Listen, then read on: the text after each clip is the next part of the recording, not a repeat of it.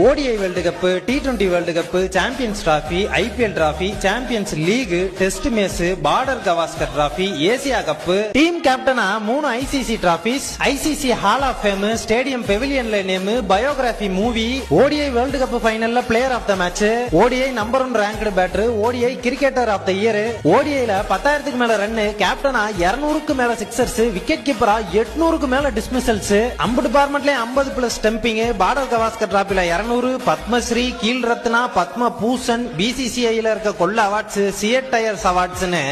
இதுல எதவாச்சும் 1-2 பண்ணாலே பெரிய சாதனையாளராம். ஆனா அது அம்புட்டையும் அசால்ட்டா பண்ண ஒரே ஆளு